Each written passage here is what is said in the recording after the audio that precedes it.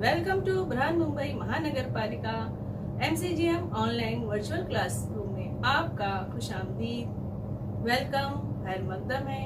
चलिए शुरू करते हैं आज का सेशन, जो कि बहुत ही दिलचस्प इंफॉर्मेटिव है। और मैं हूं आपकी मौलमा शेख आमिना सिराजुद्दीन। तो चलिए शुरू करते हैं। अस्सलाम वालेकुम मेरे प्यारे बच्चों, कैसे हो आप सभी? उम्मीद है सब खैरियत से होंगे और घर में महफूज होंगे और थोड़ी बहुत पढ़ाई भी कर रहे होंगे। चलिए तो शुरू करते हैं आज का सेशन।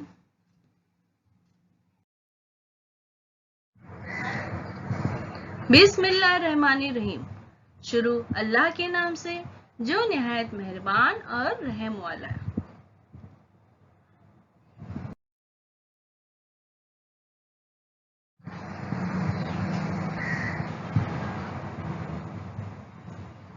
प्यारे बच्चों, वेलकम टू बृहन मुंबई महानगर पालिका शिक्षण विभाग MCGM ऑनलाइन वर्चुअल क्लासरूम में आप सभी का खैर मकदम है, स्वागत है, खुशामदीद है और आप सबसे मिलकर बहुत खुशी हुई।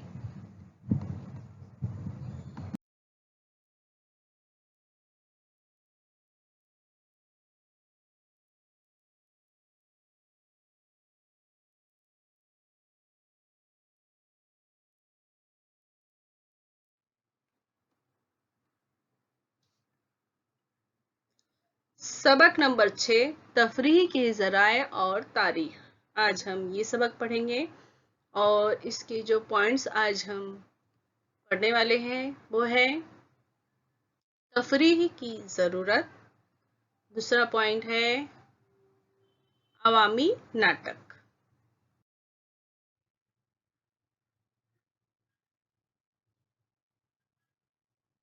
तफरीह के ज़राए और तारीख। तिफ़्लन तबा की बातें यानी तफरीही वसाइल, मुख्तलिफ मशागिल, खेल, नाटक, फिल्म के तफरीही ज़राए तहरीर वो मुताले पर मबनी आदतों वगैरह का शुमार होता है। तो तफरीह में किन बातों का शुमार होता है? उन बातों का शुमार होता है तहरीर व मुताले पर मबनी आदतें। कुछ हम पढ़ते हैं, पढ़कर तफरीह करते हैं, कुछ लिखकर तहरीरी तौर पर मुख्तलिफ मशागिल,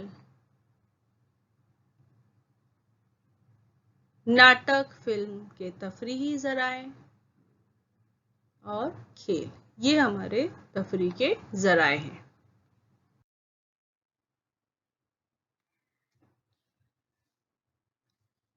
तफरीह की ज़रूरत, तो तफरीह की ज़रूरत क्यों होती है? उम्दा दर्जे की खालिस तफरीह इंसान की बेऐब नशोनुमा के लिए बहुत अहम होती है।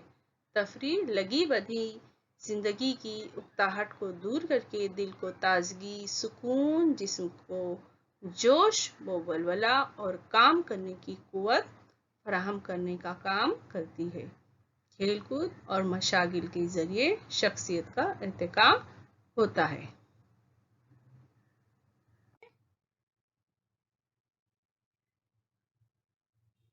तफरीह के काम: जिंदगी की उकताहट को दूर करना, जिस्म को जोश व वलवला फराहम करना,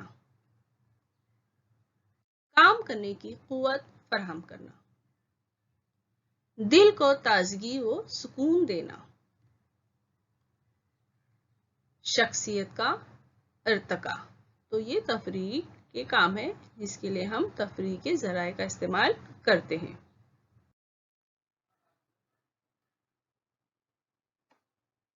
भारत में अहद कदीम और अहद वस्ता में त्यौहार, तकरीबात, खेल, रक्स और गुलूकारी वगैरह जैसे तफरीह के वसाइल हुआ करते थे।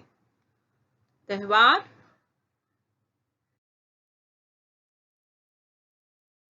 मुख्तलिफ त्योहारों के जरिए तफरीह करना। तकरीबात, शादी है, सालगिरह है, इस तरह की तकरीबात। तफरीह का जरिया, खेल, खेल के जरिए भी तफरीह हासिल करते हैं।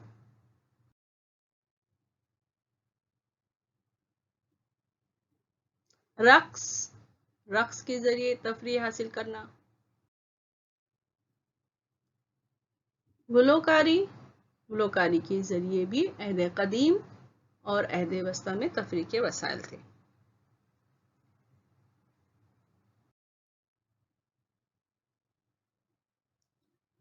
जदीद जमाने में तफरीह के वसाइल।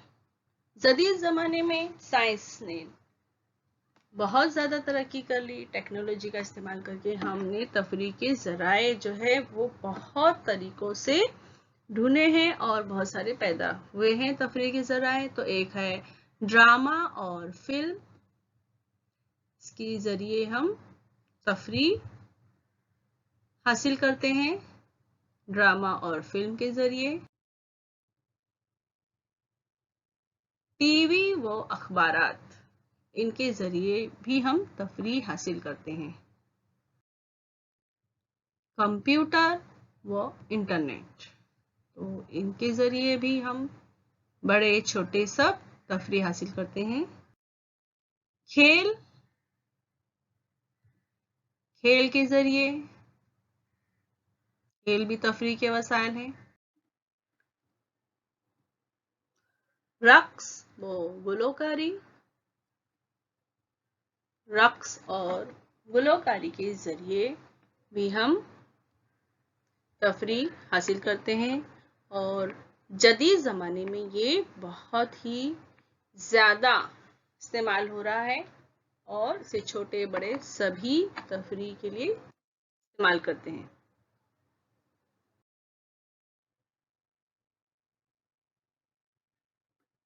तफरीह के हस्ब ज़ैल दो किस्में हैं, सरगर्मी असास और दूसरी किस्म है गैर सरगर्मी असास। अब हम जानेंगे सरगर्मी असास क्या है और गैर सरगर्मी असास क्या है।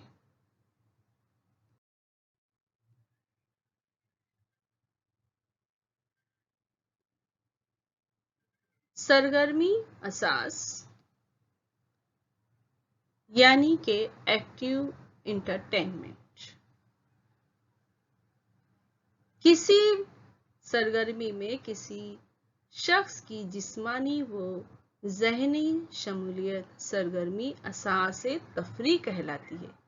जैसे मसलन दस्ती पेशा, खेल वगैरह सरगर्मी असास तफरीह की मिसालें हैं।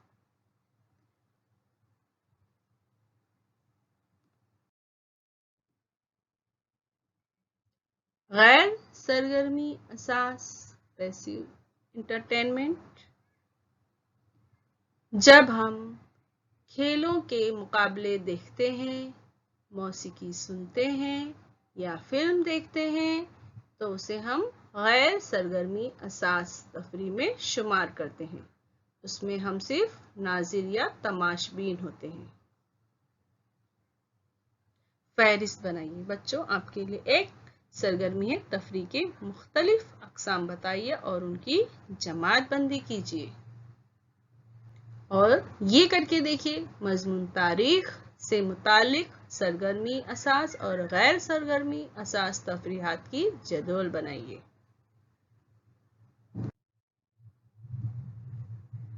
अब हम आगे चलते हैं अवामी नाटक।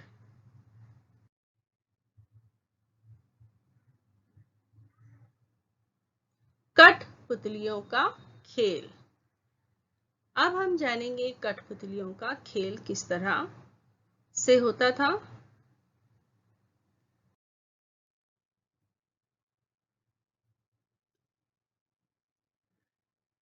मोहनजोदारो उन जगहों की खुदाई के दौरान मिट्टी की गुड़ियों के बाकियात मिले। कहाँ मिले हैं?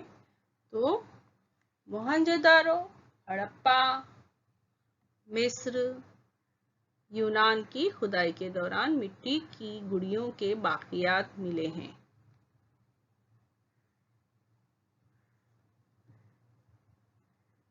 मोहनजोदारो, मिस्र, यूनान और हड़प्पा। इन जगहों पर खुदाई के दौरान मिट्टी की गुड़ियों के बाकियात मिले हैं। गुमान है, यानी उन्हें सब पता चला कि उन्हें कठपुतलियों के खेल में इस्तेमाल किया जाता होगा।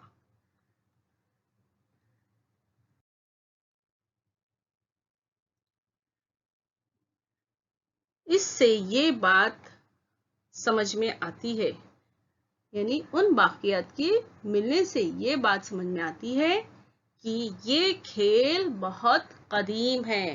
पंचतंत्र और महाभारत में उस खेल का जिक्र मिलता है।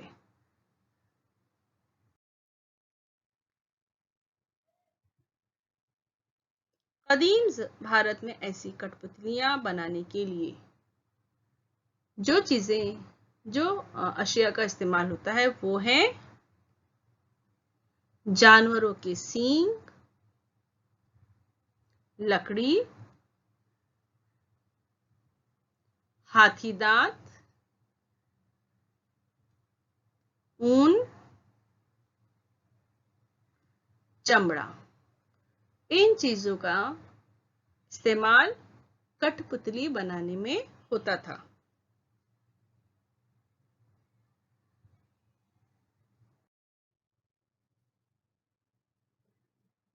कदीम भारत में कठपुतली के दो तरीके, वो कौन से हैं? जुनूबी, यानी दो तरीकों से बनाए जाते थे। तो एक खेल कठपुतली के तरीके जो थे, खेल के तरीके, वो दो तरीकों से थे।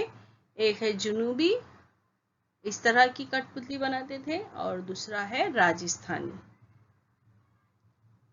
इस तरह से दो तरीके से खेल होता था कठपुतलियों का, जुनूबी और राजस्थानी।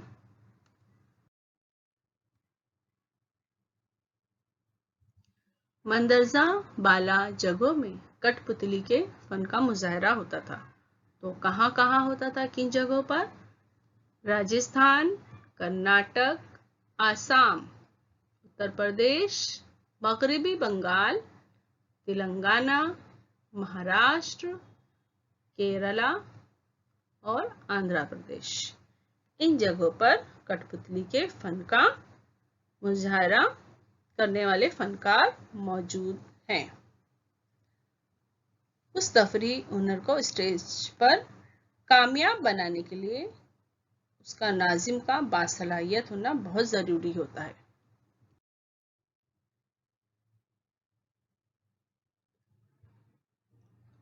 तो कहाँ कहाँ फनकार मौजूद थे और हैं? कठपुतली के फन का मुजाहरा करने वाले फनकार कहाँ कहाँ मौजूद है? तो राजस्थान, तेलंगाना,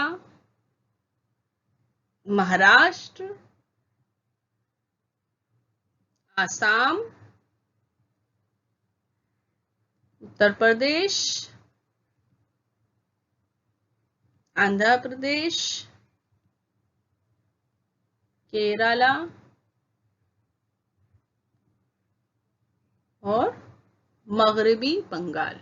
यहाँ जो है कठपुतली का मुजाहरा करने वाले फनकार मौजूद हैं।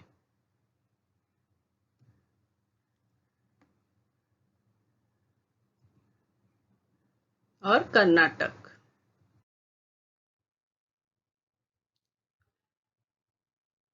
उस तफरी हुनर को स्टेज पर कामयाब बनाने के लिए उसका नाजिम का बासलाहियत होना बहुत जरूरी होता है।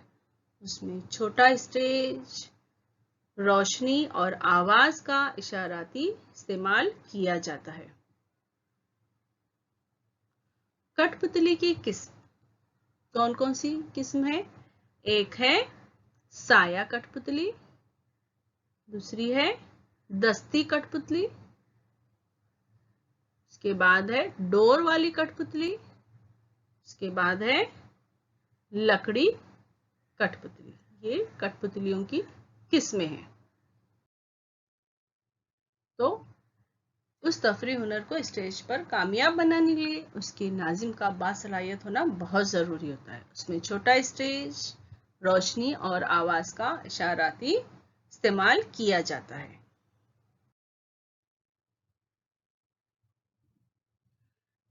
अब है दशावतारी ड्रामे। तो दशावतारी ड्रामे क्या हैं?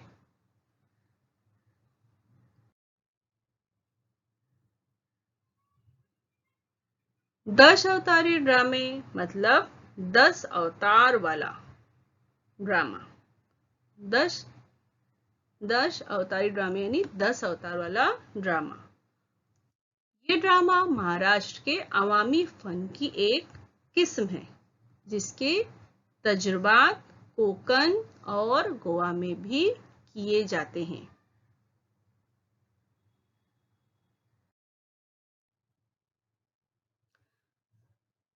इस ड्रामे के किरदार हिंदू भगवान विष्णु के 10 अवतारों पर मुश्तमिल है जो दर्ज झेल हैं।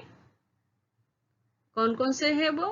मत्स्य, कोरम, वराह, नरसिम्हा, वामन, परशुराम, राम, कृष्ण, बुद्ध और काल्की इन 10 अवतारों पर मुश्तमिल होता है ये 10 अवतारी ड्रामा।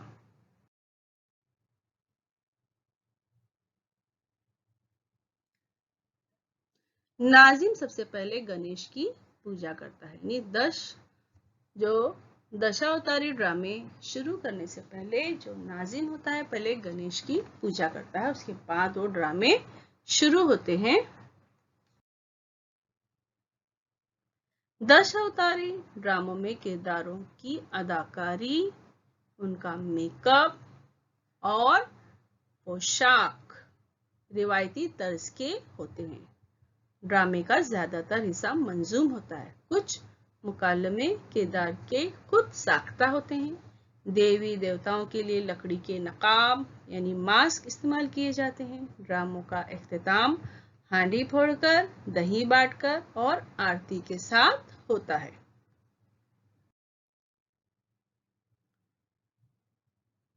18वीं सदी ईस्वी में श्यामजी नाइक काले ने 10 दशावतारी ड्रामे दिखाने वाला एक ग्रुप तैयार किया था।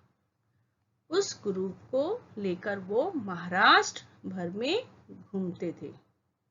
कौन? श्यामजी नाइक काले ने क्या तैयार किया था?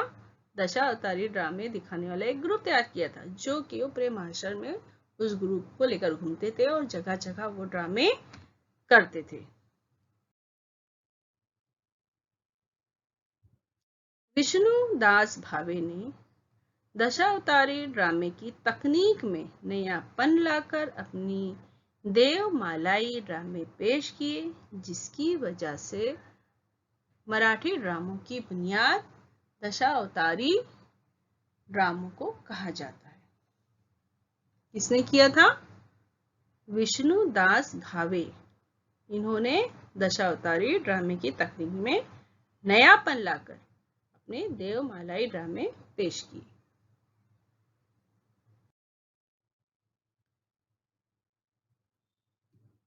भजन। अब हम भजन के बारे में जानें। भजन में झांझ, मुर्दंग या पखवाज वगैरह साजों के साथ खुदा की हम्द और जिक्र पर मबनी नज्म को भजन कहा जाता है। तो इसमें क्या क्या इस्तेमाल होता है? झांझ, मुर्दंग, पखवाज,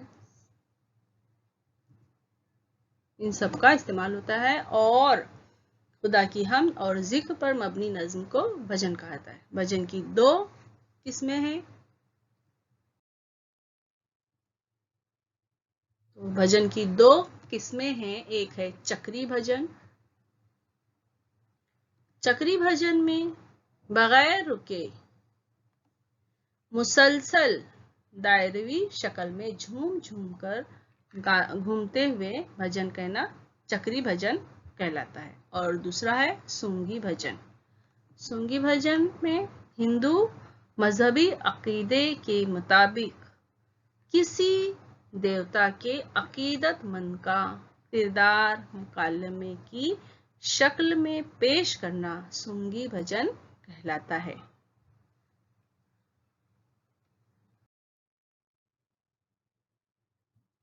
बाद के दौर में संत तुकडोजी महाराज ने हंजरी भजन यानी दफ भजन को बहुत मकबूल बना दिया।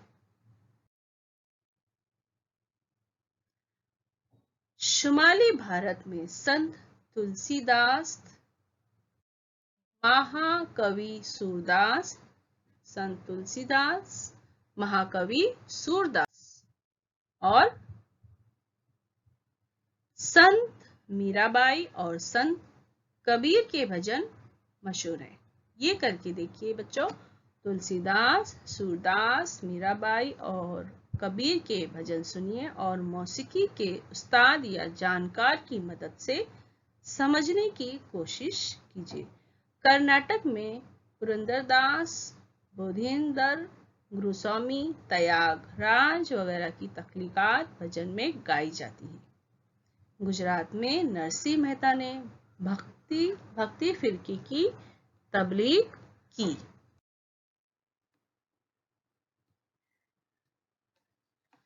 गुजरात में संत नरसिंह मेहता ने भक्ति फिरके की तबलीग की। महाराष्ट्र में संत नामदेव ने वारकरी फिरके के जरिए भजन और कीर्तन को फरोग दिया। वारकरी फिरके ने नाम स्मरण यानी जिक्र की एक किस्म के तौर पर भजन को शोहरत बख्शी। कीर्तन रिवायत के मुताबिक नारद मुनि को कीर्तन का बानी माना जाता है। संत नामदेव को महाराष्ट्र का अवलीन कीर्तनकार माना जाता है। उनके बाद दिगर संतों ने उस रिवायत को फरोग दिया। कीर्तनकार को हरिदास या कहानी गो बाबा कहा जाता है। कीर्तनकार को लिबास, इल्म, तकरीर, गुलकारी, मौसीकी, रक्स और लतीफ़ों पर ज्यादा तवज्जो देनी पड़ती है। उसमें बहुत सारी सिफात होनी चाहिए। कीर्तन मंदिर में या मंदिर के अहाते में किया जाता है।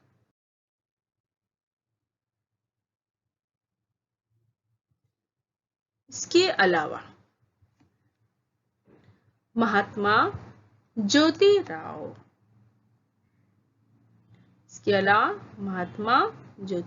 फुले के कायम करदा सत्य शोधक समाज ने भी कीर्तन के वसीले से समाजी बेदारी का काम अंजाम दिया।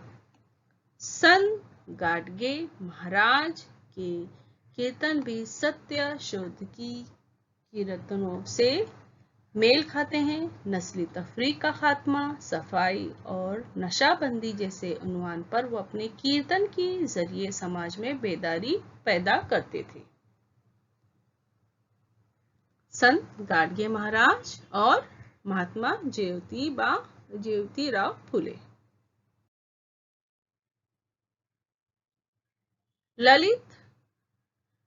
ललित महाराष्ट्र में तफरीक की एक पुरानी किस्म है। उसका शुमार नारदी कीर्तन की रिवायत में होता है। कोकण और गोवा के इलाकों में उसको बहुत अहमियत हासिल है। मजहबी त्योहारों के मौके पर हिंदू मजहबी रसूमात के मुताबिक त्योहार के देवता को तख्त नशीन मानकर उसे मुरादें मांगी जाती हैं। मसलन जिसकी जो भी मुराद हो उसे मिल जाए। पूरा गांव अगले ललित तक खुशी से गुजारे, बाहिमी इख्तलाफात का खात्मा हो, किसी के दिल में बुग़्ज़ बाकी ना रहे, अखलास के साथ मामलात चलते रहें, समाज अच्छे किरदार पर कायम रहे, इस किस्म की मिन्नतें मानी जाती हैं। किसी के दिल में बुग़्ज़ कायम ना रहे, अखलास के साथ मामलात चलते रहें, पूरा गांव अगले ललित तक खुशी से जिंदगी गुजारे, जिसकी जो मुराद हो उसे मिल जाए, समाज में अच्छे किरदार पर कायम रहे और बाहिमी अख्तलाफात का खात्मा हो।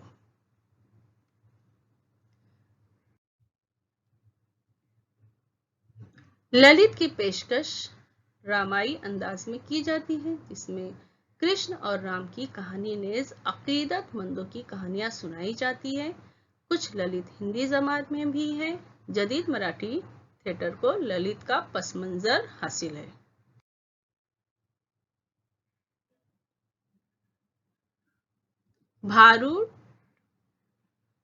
भारूड जो है रूहानी और अखलाकी तालीम देने वाले मराठी के खूबसूरत गीत यानी भारूड।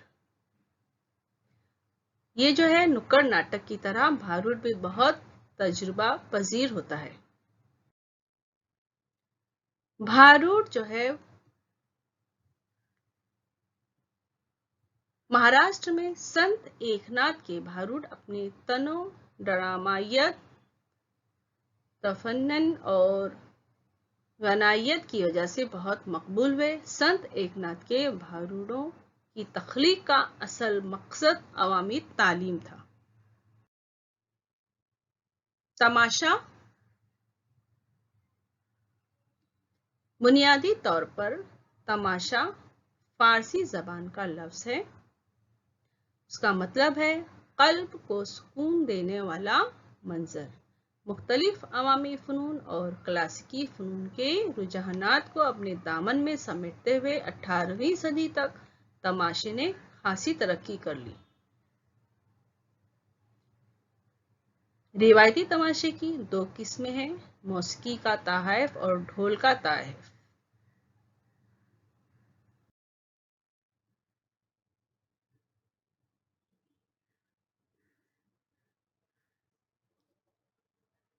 मौसीकी पर मबनी तमाशे में ड्रामे से ज़्यादा रक़्स और मौसीकी पर जोर दिया जाता है।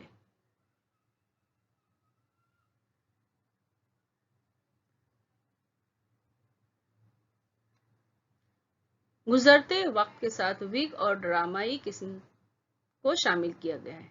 बर महल लतीफ़ों की मदद से विग मशहूर कुन हो जाता है। तमाशे की इब्तिदा में गणेश की पूजा की जाती है, उसके बाद घोड़न पेश किया जाता है और तमाशे के दूसरे हिस्से में मरकजी ड्रामे पेश किए जाते हैं।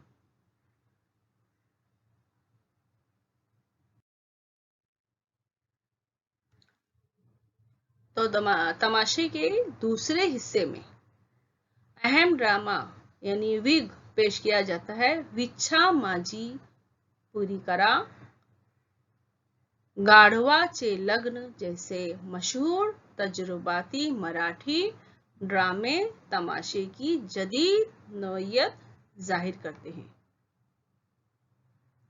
तो आज हमने जो भी मालूमात हासिल की हैं, तफरीह की ज़रूरत, उसके बाद कठपुतलियों का खेल और दशावतारी ड्रामे, उसके बाद भजन, सोंगी भजन, कीर्तन और ललित भारूड तमाशा, इनके बारे में हमने जानकारी हासिल की।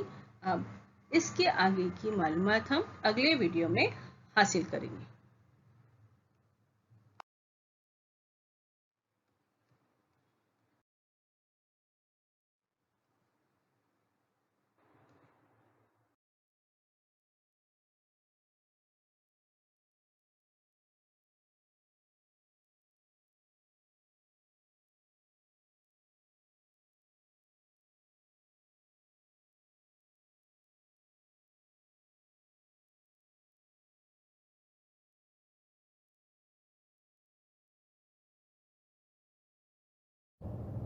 अजीज तुलबा व तालिबात, उम्मीद है इस वीडियो से आपने जो भी मालूमात हासिल की है आपके इम्तिहान में वो कारआमद साबित होंगी। और हम मिलते हैं अगले सेशन में।